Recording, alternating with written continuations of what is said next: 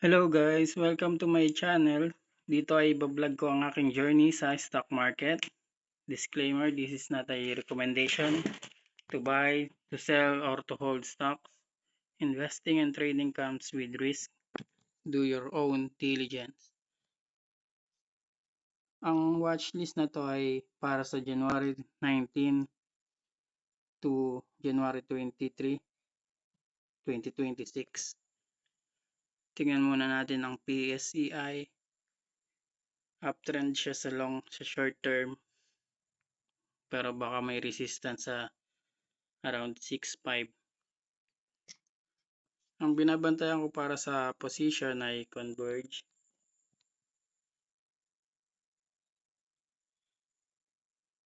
Ayan, nasa resistance siya na sa 16. Hinihintay ko lang siya mag-breakout at maglo-long position ako. Next is MREIT.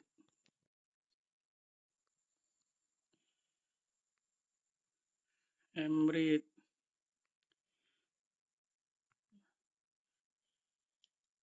MACD malapit sa 0, kaya maghihintay ako ng breakout sa blue line na ito. Next is STI. STI, naghihintay lang din ako ng breakout sa blue line na 148. Susunod naman ay para sa swing trade.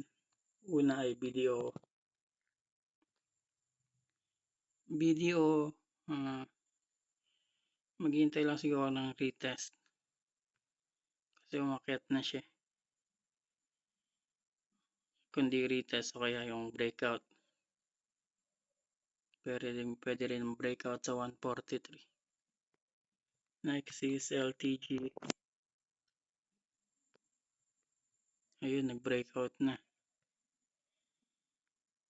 Breakout na yung LTG. Saan maganda mag-cut loss? Kung dito sa low ng swing low na to, around 11% yung cut loss. Next, APX. APX nag-breakout na rin. Maghintay lang siguro ako ng retest. Nag-retest ulit siya sa blue line na 1178. Next, Costco.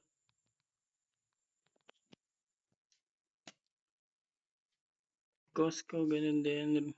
Retest sa blue line na 7 sa 7. Around 7. Next, Crack din. Retest lang din dito sa 430. Next, PPC.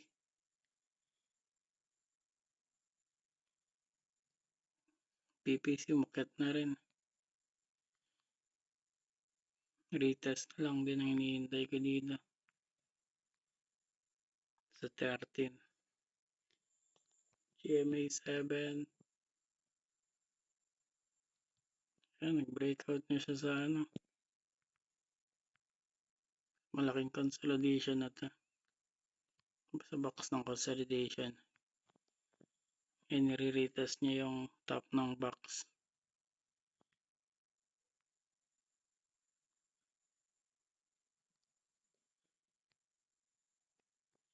Next, PSE.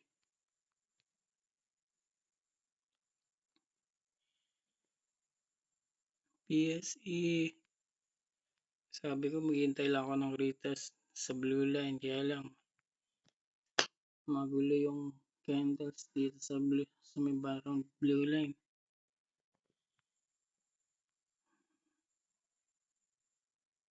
Pero pwede na rin hintay lang siguro ako ng isang malaki-laking red candle, bullish engulfing candle, cut loss sa 198. Next, Biencom.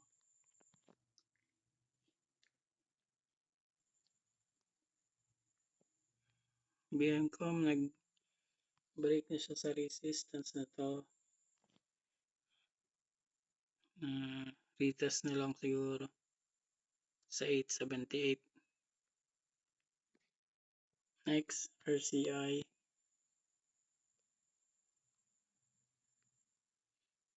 Sideways yung market.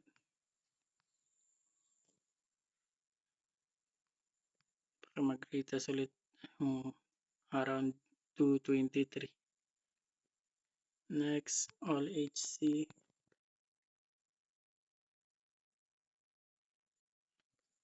All HC nag-breakout na siya sa downtrend. Sa downtrend channel niya. Siguro retest na lang. Kundi man sa blue line, baka dito sa 200 mag-bounce na to. Next, DLM, Del Monte. Ayan, malapit na rin siya sa blue line ng 441. Isang malaking engulfing candle na lang hinihintay ko dito.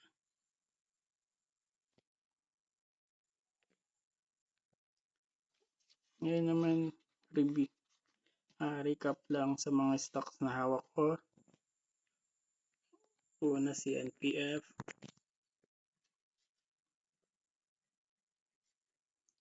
Si MPF may average akong price na 39.45.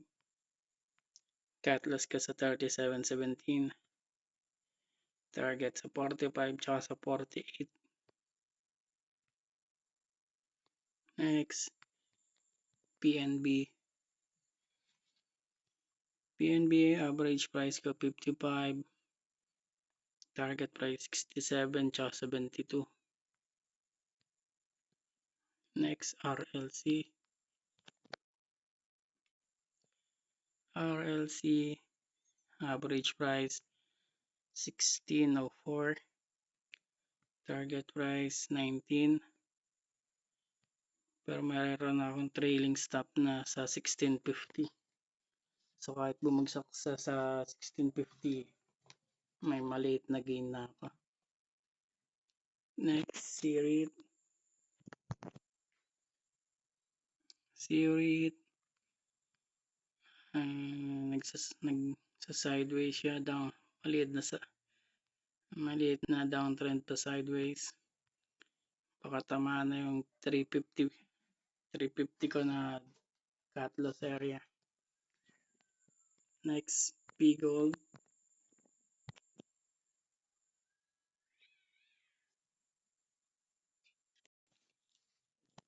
Next naman ay Pure Gold. May average price ko ay 40.82. Cut loss sa 36.94. Next, East West.